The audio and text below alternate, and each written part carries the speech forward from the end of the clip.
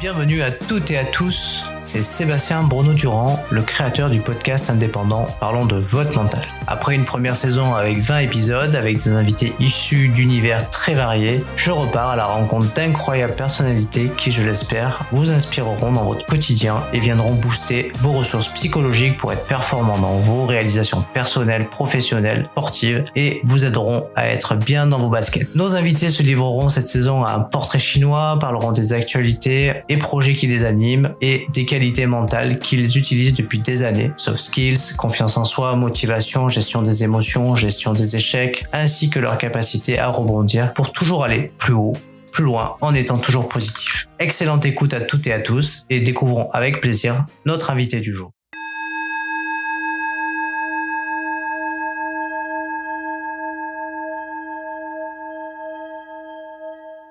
Bienvenue à toutes et à tous pour un nouvel épisode avec Jean-François Tatar.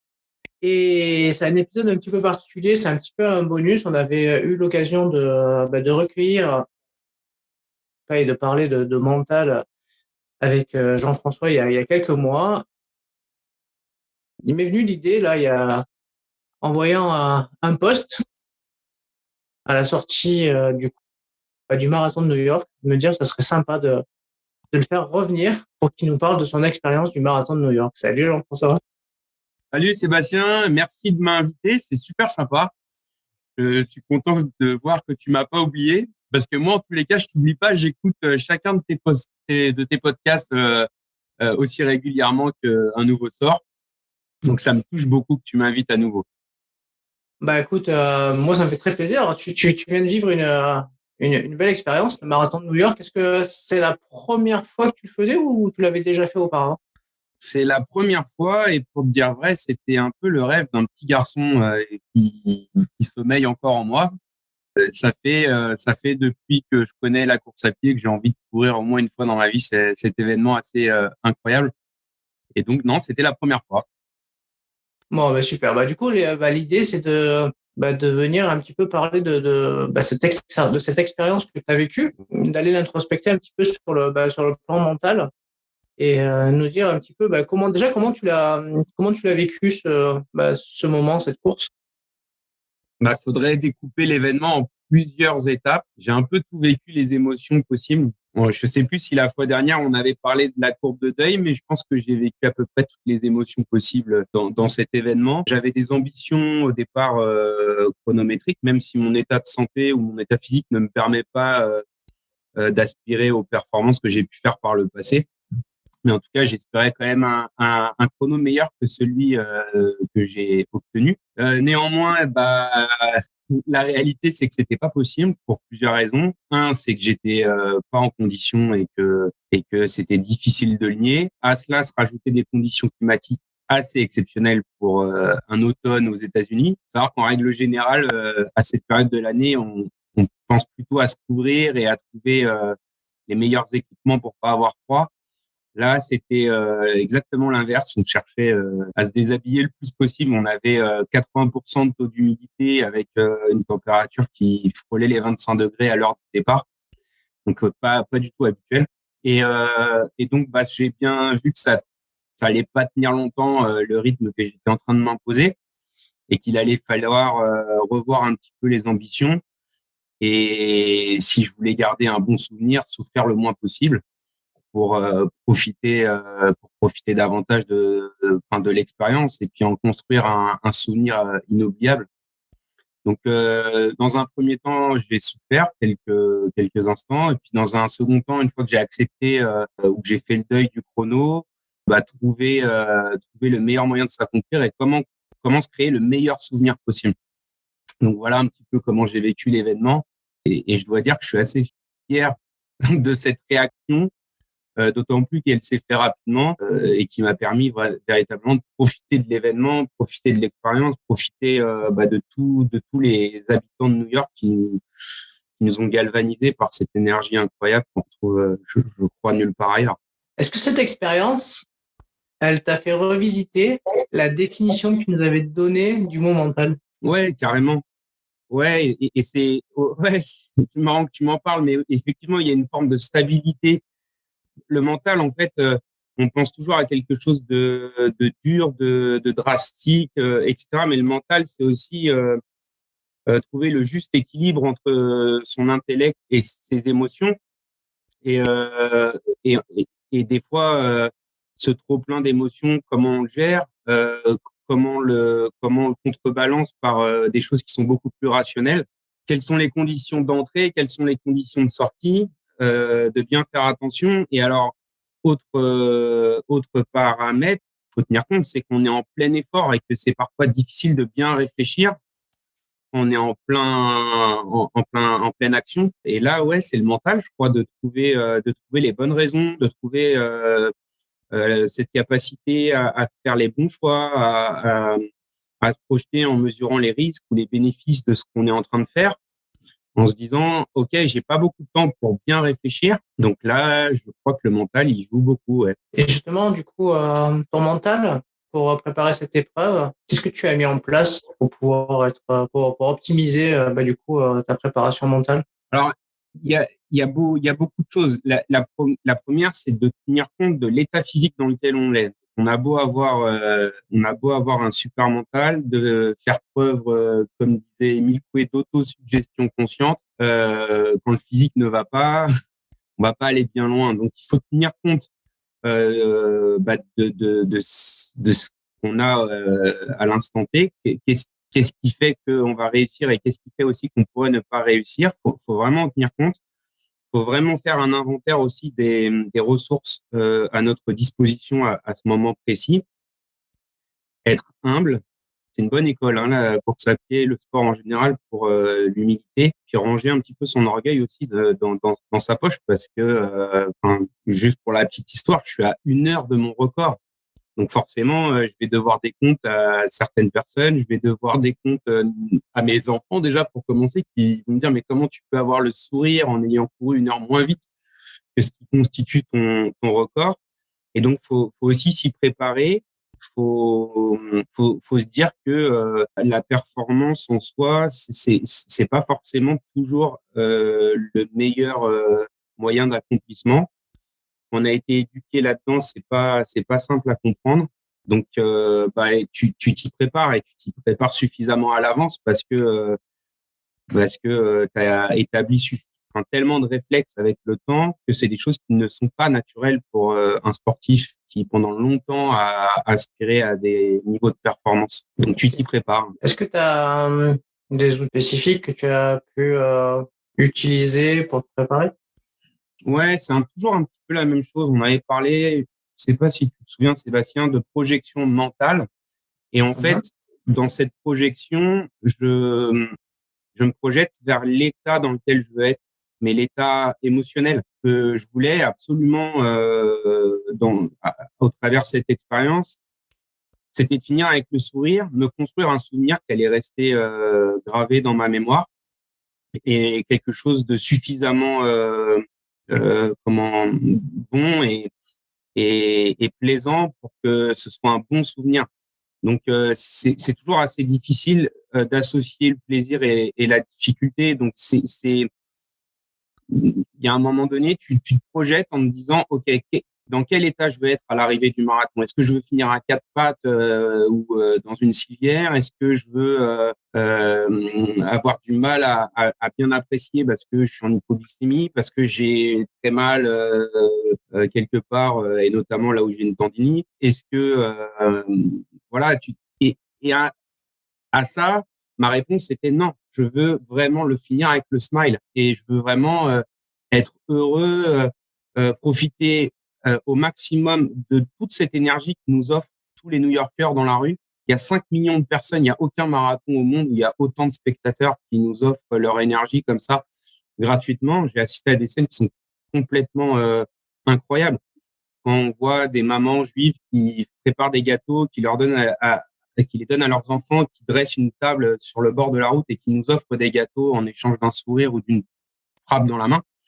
C'est quelque chose que j'ai vu nulle part ailleurs. Un peu plus loin, il y a un homeless qui a dû piquer des serviettes dans un McDonald's et qui nous offre des serviettes juste pour nous essuyer nos fronts. Et en fait, à ça, qu'est-ce que tu veux leur rendre à ces gens-là? La seule chose que tu peux leur rendre, c'est toi aussi de les nourrir d'enthousiasme, de leur donner un sourire, de leur taper dans leurs mains. Et c'est ça quelque part qui a constitué cette vraie satisfaction, et plus qu'une satisfaction, un accomplissement en soi. Bah ouais. En tout cas, des bons ancrages positifs et des super souvenirs. Comment tu as fait? Parce que je suppose, c'est plus de 40 kilomètres. Hein, c'est ça, c'est 42, 42 43. km, 42,195 pour être très précis, Voilà. 26,2 miles pour les Américains. Bah, du coup, sur le plan émotionnel, comment elle s'est passée ta course? T'es passé par diverses émotions, divers états. Ouais. Il y a clairement, j'ai pris le départ pas du tout rassuré parce que j'ai bien vu que ça allait pas très vite. Le départ, il est à Staten Island et on commence par prendre un pont qui nous amène du côté de Brooklyn. Et enfin, je sais pas si tu as déjà été à New York, mais un pont, pour monter sur le pont, ça monte pendant 1 kilomètre. Et ça, c'est le départ. Et en fait, ça te donne vraiment, c'est le baromètre, ça va te dire si tu es bien ou pas bien. Et donc, très vite, j'ai vu que j'étais pas bien. Donc, il faut l'accepter. En règle générale, c'est difficilement imaginable que ça aille de mieux en mieux sur marathon. Donc, tu tentes un peu, tu persistes, mais tu dis, faut se donner une deadline, une échéance. C'est pas raisonnable de souffrir plus d'une demi-heure. Donc, tu te dis, tu te projettes, tu vois que ça va pas, tu te dis, OK, si 30 minutes plus tard, ça va toujours pas, c'est qu'il va falloir changer de fusil d'épaule et revoir tes ambitions. C'est pas forcément très simple à accepter parce que c'est le rêve d'une vie, parce que, t'as pas été éduqué comme ça par tes parents et encore moins par l'entourage sportif qui t'a toujours, proposé qu'une seule option, celle de la performance. Donc, c'est pas simple à accepter. Et puis après, tu fais preuve de sagesse, tu fais preuve de clairvoyance. Et puis dans ce discernement, tu te dis,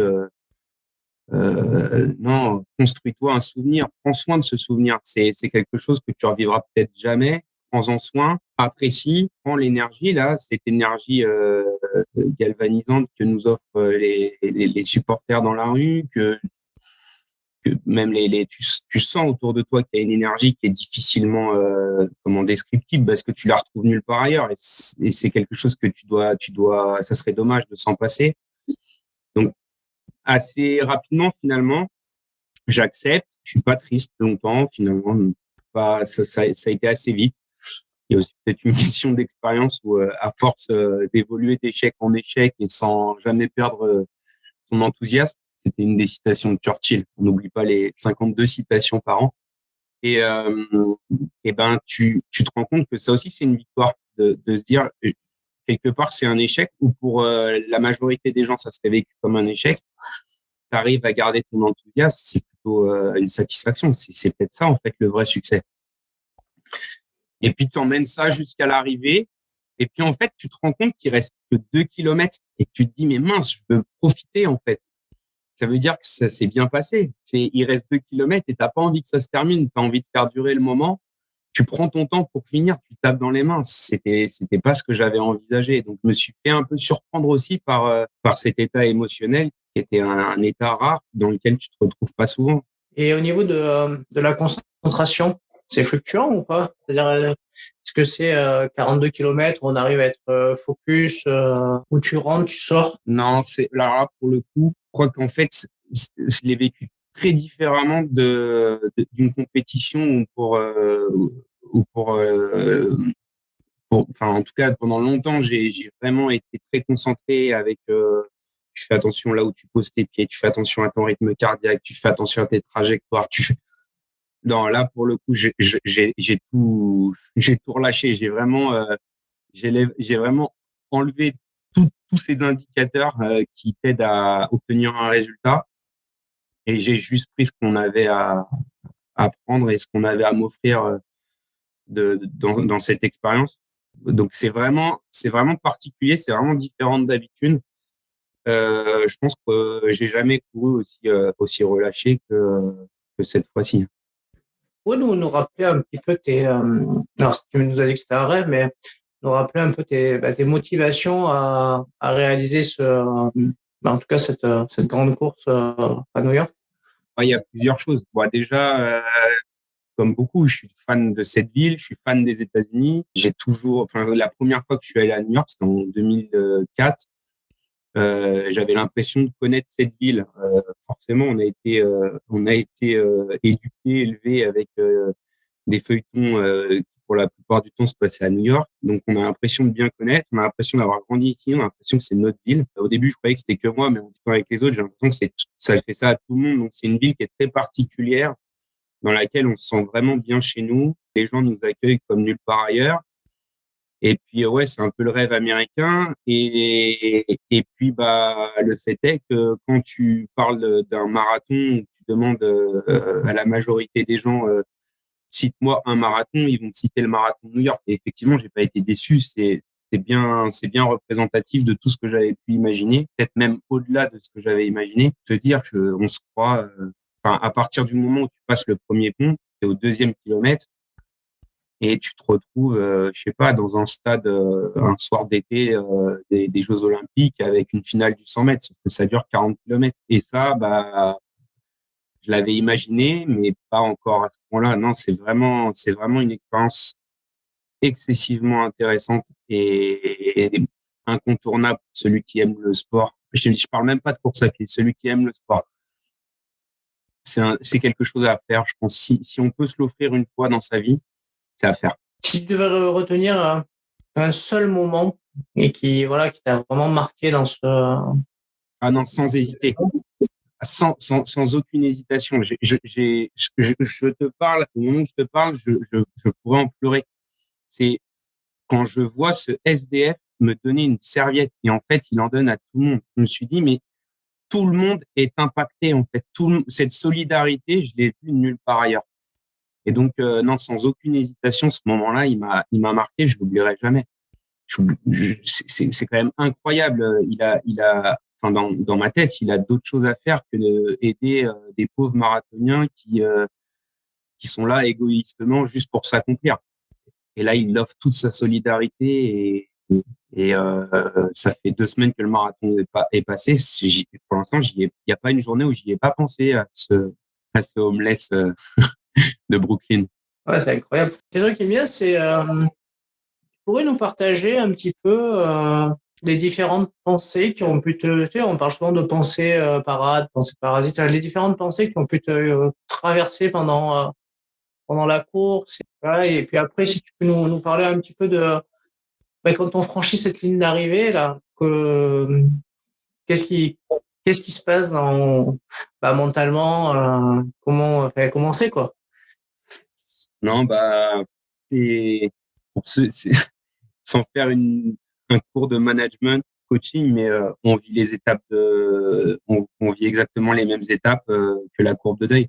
C'est-à-dire qu'au premier abord, tu nies ta condition physique, puis après tu te rends compte que finalement non, t'es pas bien et ça va pas le faire. Il faut arrêter d'être ouais, de trop rêver parce que ça va pas être possible. Donc, très vite, tu passes du déni à la colère. Qu'est-ce que j'ai mal fait? Pourquoi ça tombe sur moi? Qu'est-ce que j'aurais pu faire différemment? Voilà, puis d'un seul coup, t'as peur. T'as peur de quoi? T'as peur de la réaction des gens. Tu parlais une fois de notre capacité qu'on peut avoir à s'affranchir du regard des autres. Là, malgré tout, tu penses à tous ces gens-là, tu leur dois des comptes. Donc, comment je vais leur dire? Comment je vais me justifier?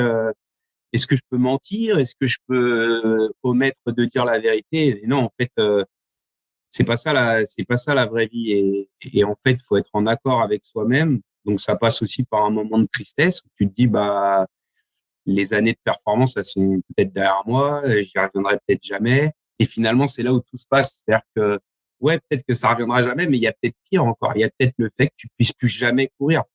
Et c'est peut-être ton dernier marathon. C'est suffisamment exceptionnel un marathon pour te dire. Et c'est là, en fait, où la courbe se redresse. C'est tu dis, hey, mec, arrête-toi, profite du moment. C'est peut-être la dernière fois que tu le vis. Tu n'auras peut-être jamais plus l'opportunité de courir un marathon. Donc, t'acceptes, pardonne. Tu trouves un sens nouveau. C'est la quête du renouveau. C'est quoi cette quête? Elle s'individualise. Moi, ma quête, c'était de me construire un souvenir suffisamment fort pour que je l'oublie jamais. Et puis très vite, tu retrouves la sérénité, tu retrouves un peu de lucidité, t'apprécies, et puis tu fais en sorte que ça dure le plus longtemps possible et que tu en profites le plus possible.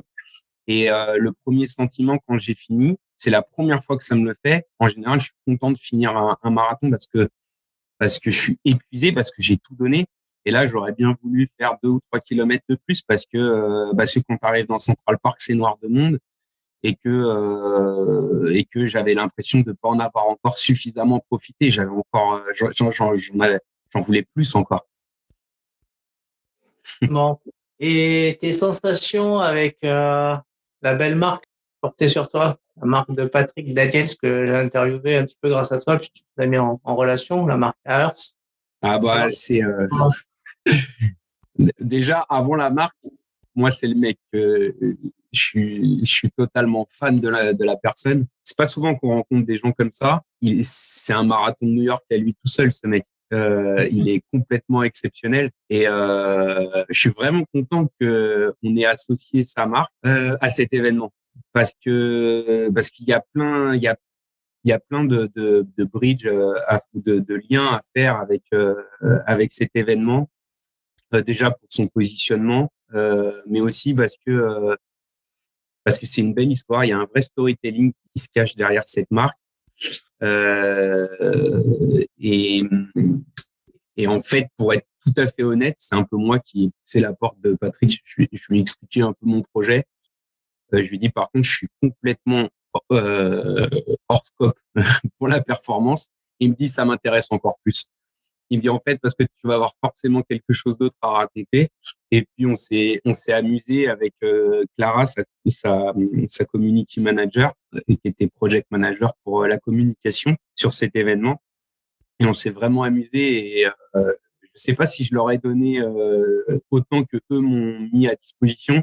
Mais en tout cas, j'étais super content que ça se passe avec eux, quoi. Et j'espère que cette marque explosera parce que j'ai beaucoup lu les storytelling là des patrons de la Silicon Valley. Ça commence souvent pareil. Ça commence toujours dans un garage pour parler de Steve Jobs ou d'autres. C'est un peu le même départ. Alors j'espère qu'il aura la même vie que ces entreprises-là. Ils le méritent vraiment. Est-ce que du coup, là, en fait, je parle de, tu vois, de vêtements, de textile, mais dans ce genre de course où tu vas courir longtemps, la qualité des vêtements que tu portes, elle est, je pense, hyper importante, non? Ouais, elle est déterminante même alors, on va distinguer quand même les niveaux. C'est-à-dire que, on parle de gains marginaux pour le très haut niveau. Pour ceux qui aspirent vraiment, au top 20, top 50, c'est pas un détail, les vêtements. Il faut vraiment faire attention. Ils doivent trouver l'équipement qui leur corresponde le mieux. Je sais pas quel est le meilleur vêtement, mais en fait, d'ailleurs, ça doit probablement s'individualiser, mais ils doivent vraiment faire attention et soigner leur équipement et pas forcément que les chaussures, aussi le maillot, le short, sans compter l'aspect psychologique. Il y a un peu de placebo aussi, mais ça, il faut en tenir compte. Je pense qu'il faut faire corps avec ces vêtements et quand on aspire à un résultat, choisir l'équipement qui nous convient le mieux et passer du temps à le comprendre aussi. Ouais, en fait, je pensais à ça parce que très souvent, alors moi, je cours pas plus que ça, mais je sais qu'en fonction des vêtements que je porte, je suis pas dans le même état d'esprit psychologique. Non. Et c'est pour ça que j'ai bien distingué les deux. Il y a vraiment en pratique la qualité du textile, la qualité du vêtement, qui a un impact sur tes gestes, sur tes mouvements, sur ta capacité à être mobile, etc. Et peut-être aussi ta vitesse, comment c'est aéré, comment c'est ventilé, comment ça se comporte vis-à-vis de la sueur, vis-à-vis de la pluie, etc. Des fois, tu as des vêtements qui sont super intéressants, mais qui s'alourdissent significativement quand il pleut et ils deviennent gênants, en fait. Donc, il y a beaucoup de choses auxquelles il faut tenir compte. Et après, comme tu le disais, il y a aussi l'aspect psychologique.